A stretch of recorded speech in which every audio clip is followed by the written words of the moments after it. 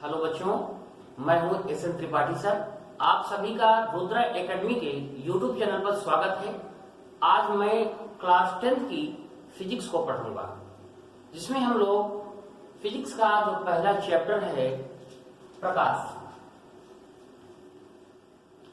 प्रकाश chapter में हमने पिछली वीडियो में जो है अपवर्तन और परावर्तन की घटनाओं को पढ़ लिया था। इस चैप्टर में, इस वीडियो में हम लोग अब आगे बढ़ेंगे।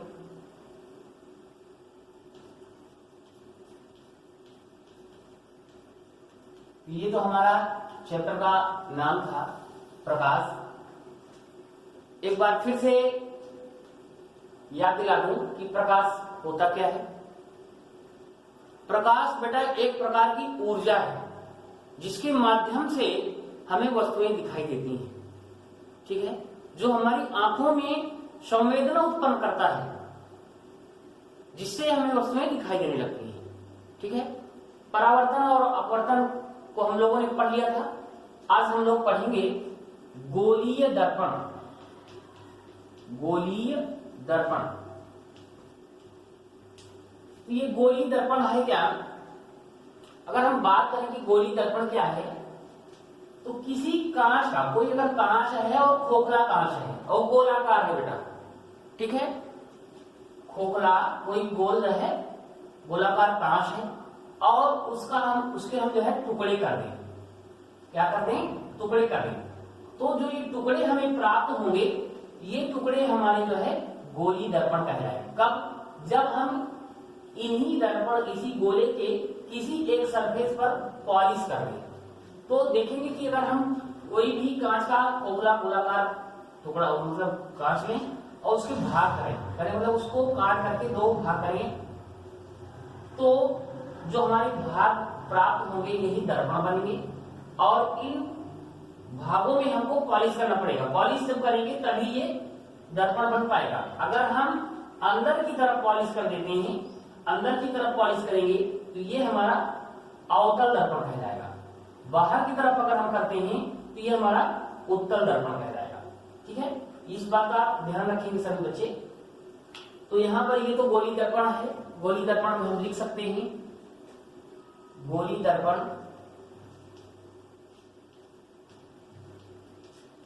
किसी खोखले गोले के वे भाग होते हैं जिन्हें गोले से काटकर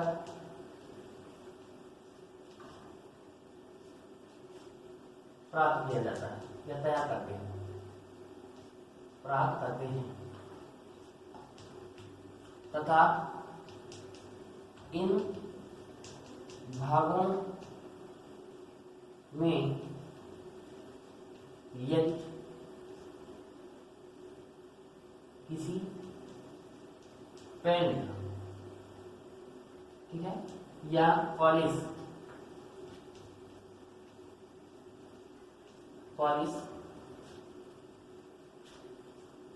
ठीक है, यदि किसी पेंट या पॉलिश कर दिया जाए इन भागों में, अगर किसी भी में, या तो हम पॉलिश कर दें या पेंट करें, पेंट ऑक्साइड चाह दिया आयरन ऑक्साइड का, तो ये जो है पॉलिश करने पर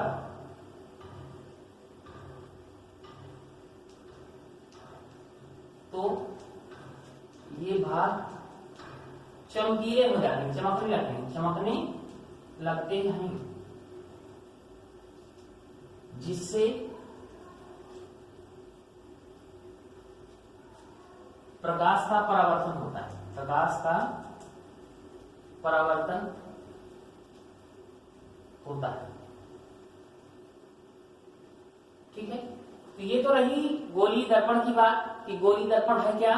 तो गोलीय दर्पण किसी खोखले गोले के वे भाग होते हैं जिन्हें गोले से काटकर प्राप्त करते हैं, तथा इन भागों में यदि किसी भाग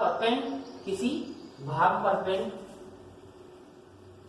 भाग पर पेंट या पॉलिश कर दें तो ये भाग चमकने लगते हैं, जिससे प्रकाश का परावर्तन होने लगता है। तो ये तो रही हमारी बात गोलीय दर्पण की बेटा। अब हम लोग जो है पढ़ेंगे, इनमें हमने ये भी जान लिया कि कौन सा उत्तल है कौन सा अवतल है। अगर किसी भाग के अंदर साइड में जो है धंसे हुए तल पर पॉलिश करते हैं तो वो भाग हमारा उत्तल कहलाएगा। क्या कहलाएगा? उत्तल। और ये जो है हमारा अवतल दर्पण कहलाएगा। ठीक है, इसको हम लोग अवतल दर्पण कहेंगे। अगर बाहरी सरफेस पर पॉलिश करते हैं तो ये अवतल बनेगा, अंदर सरफेस पर करते हैं तो ये उत्तल बनेगा। तो हम उत्तल और अवतल दर्पण को भी ऐसे ही लिख सकते थे कि जिस भाग में धंसे हुए तल पर अगर हम पॉलिश करें तो वह दर्पण उत्तल दर्पण बनेगा। उभरे हुए भाग पर अगर हम पॉलिश करें तो वो भाग अवतल दर्पण बनेगा। ठीक है, इतनी बात समझ में आ गई है। अगर आ गई है तो हम लोग अब आगे बढ़ेंगे।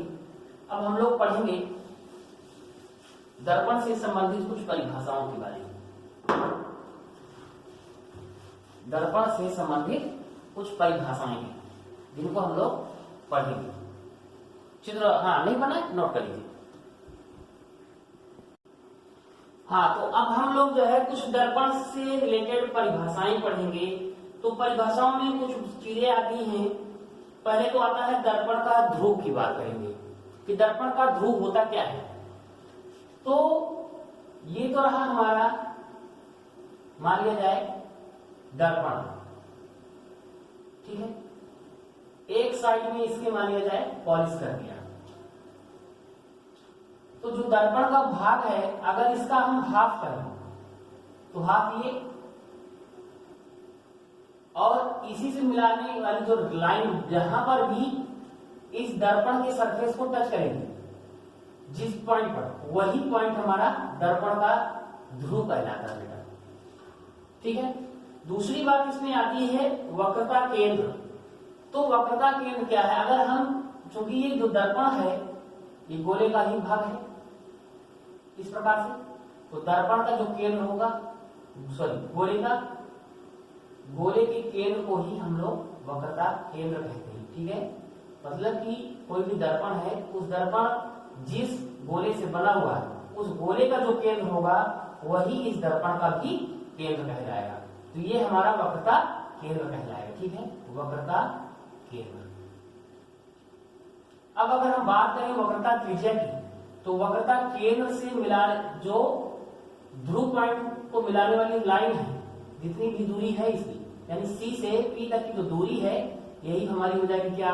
वक्रता त्रिज्या। ये हो जाएगी हमारी वक्रता त्रिज्या। ठीक है, तो ये तो रही हमारी वक्रता त्रिज्या। अब अगर हम बात करें मुख्य अक्ष क्या है, तो वक्रता केंद्र और ध्रुव, वक्रता केंद्र और ध्रुव को मिलाने वाली जो लाइन है, यही हमारा होता है मुख्य अक्ष, प्रिंसिपल एक्सिस बोलते हैं, मुख्य अक्ष इसको कहेंगे। ठीक है, इसके बाद एक पॉइंट आता है, मुख्य अक्ष भी हो गया, मुख्य फोकस या फोकस। ठीक है, मुख्य फोकस या फोकस के बारे में पढ़ेंगे। तो मुख्य फोकस या फोकस है क्या? केंद्र और पोल के बीच में ही मुख्य फोकस बनता है हमेशा। ठीक है, जो भी लाइन जाएगी, मान लीजिए कोई प्रकाश की किरण है, टकराने के बाद जिस पॉइंट से मुख्य अक्ष से होकर गुजरेगी वही पॉइंट जो है मुख्य फोकस बिंदु कहलाता है। ठीक है, तो आशा करता हूं कि आप लोगों के को जो है समझ में आया होगा। ठीक है, आगे फिर हम लोग नेक्स्ट वीडियो में पढ़ेंगे।